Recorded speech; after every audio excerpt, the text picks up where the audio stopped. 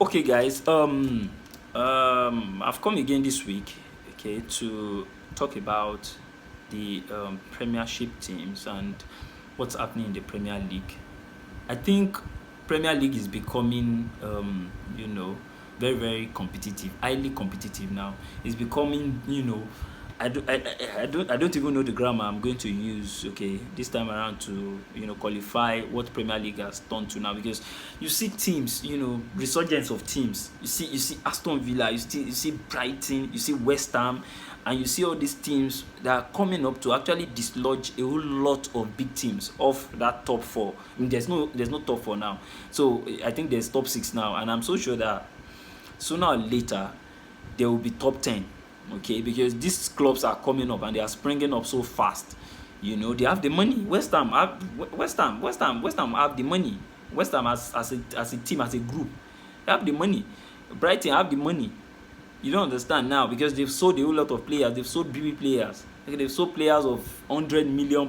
They've sold players of 50, 60, and all that. So they have this money, and what they do is that the moment they sell a particular player, maybe for 100 million, they will quickly go and buy one player in Brazilian league, or go to one Argentine league somewhere, or go to one lesser league. They go and buy a player there, £1.5 million out of this thing. They still have like 90 something million pounds, and they will nurture the player, give the player playing time, and before you know it, this player is worth £100 million.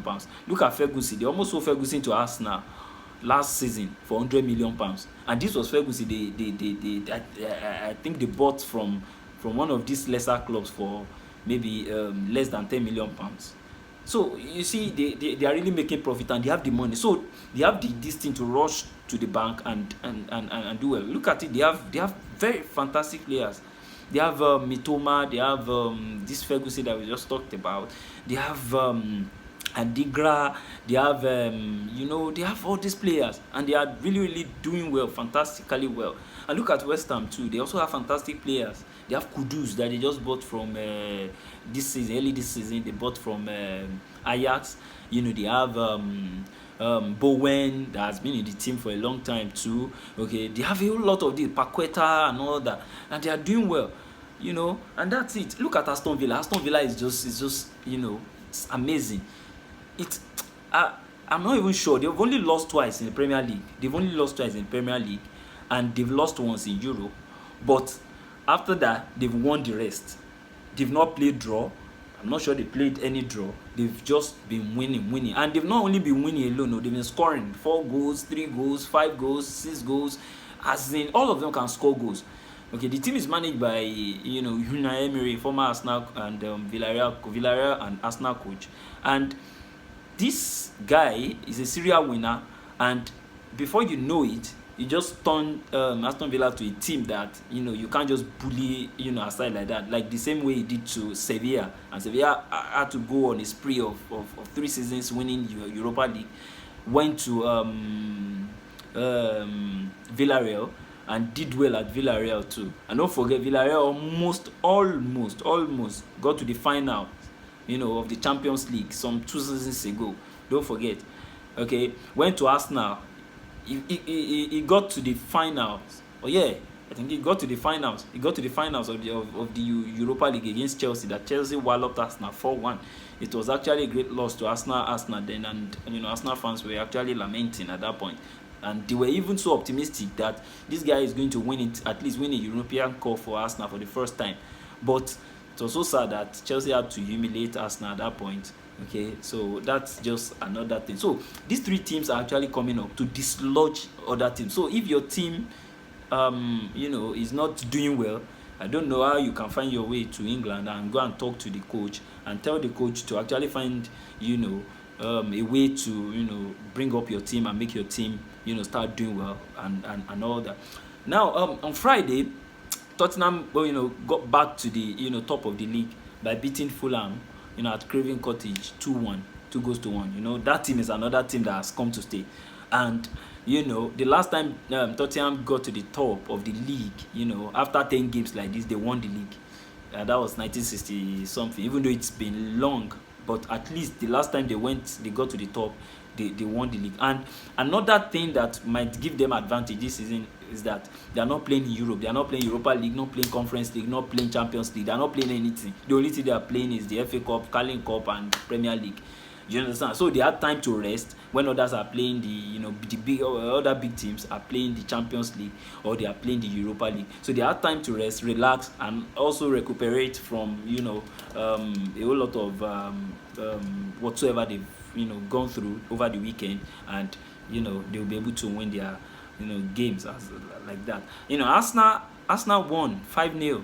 You see, that was actually a statement. That was a big statement. 5-0. Okay, they are saying that they can still score goals, unlike before that they will score 2, they will concede 2 and all that. This time around they scored 5 unreplied goals. Okay, even though it was Sheffield, but in one way or the other, this Sheffield almost beat Tottenham at White Hart. No, Tottenham Stadium. I think it's Tottenham Stadium now. No more White Hart Lane. They left White Hart Lane, and you can see how it went that time. But Tottenham had to find their way back, and they won the game 2-1 as well. So Arsenal, kudos to them, they are doing well. Okay, then Chelsea lost at Stamford Bridge to Brighton. It was a London derby anyway, but either you like it or not, Brentford is not a big team. Okay, that should give Chelsea problems, but in England any team can just shock you and just come from anywhere. And just look at Wolves beat Manchester City 2-1, and that was a big loss. So that's how it is. It works that way as well. Liverpool won. Okay, Liverpool beat Nottingham Forest. They beat Nottingham Forest, and they are coming up as well. Then Manchester United lost to Manchester City, and you can see that they did that so horribly. How will you just lose on your own ground just like that? They played you, they dribbled you, they did everything, they humiliated you. Okay, you fell, you fall. It's crazy. Okay, that thing just came to my mouth now from one comedy skit like that. So that's how it is. I don't really know what's wrong with Manchester United, but that's not my problem now. That's not what we are talking about now. We're just talking about the top teams, how they are doing presently in the Premier League.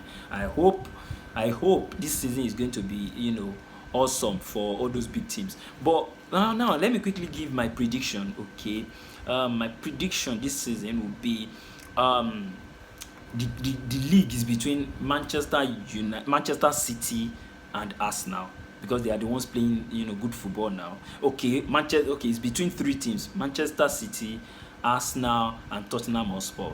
I think one of these 3 will win the league. One of these 3 is certain. Then when you are looking at other teams that might follow, those teams will certainly, let me use the word certainly, looking at at what they've played so far, how far they've gone in 10 games. Looking at it, quite right, these 3 teams are likely going to be the top 3, okay, in the Premier League this season. Okay, but I don't know the particular order that I'm going to put them on. I don't know if I should do it Manchester City, Arsenal, Tottenham, or Tottenham, Manchester City, Arsenal. But I know these 3 teams are going to be in the top 3. Then followed closely by Liverpool. Liverpool are also coming up as well. They are doing well.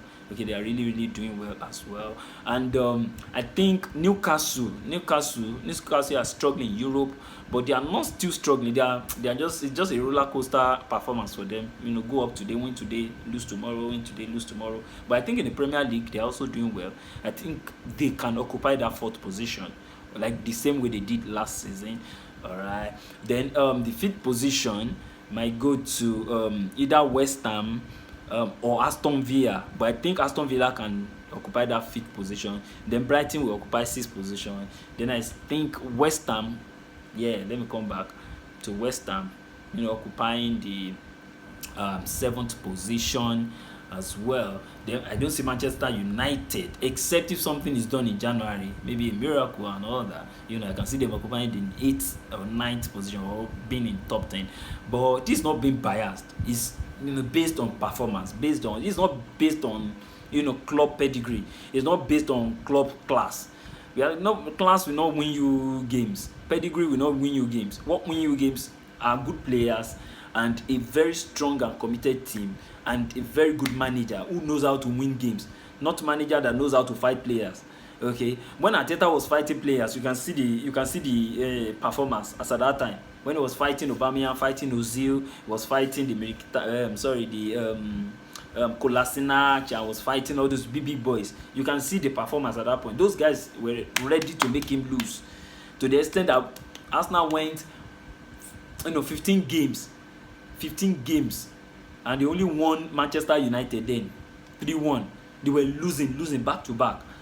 They only drew like 1 or 2, which was so bad at that point. And that is the position that Manchester United, are now. That's the position they are right now.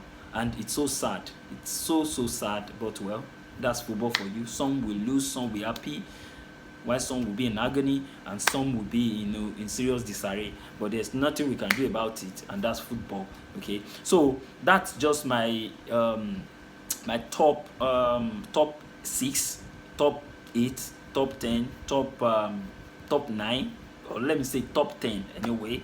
Okay, then I'll bring in Fulham, to join the stuff as well. Then bring in maybe Brentford too. They're also doing well. Okay, to join the whole thing to make it top 10 in Premier League. That's awesome. So until I come your way next time, I think if you also have exemptions, or you have anything you want to add, maybe I didn't talk about, or you want to buttress what I've said, or you want to maybe there's a mistake somewhere, you can always come in, or there's you want to criticize or anything, there's opportunities for you for criticism. Okay, critics can come in and say stuff, and we can always look at all these things, then see how we can do better and better. Okay, and that's how it works. Okay, all right guys, we see you next time.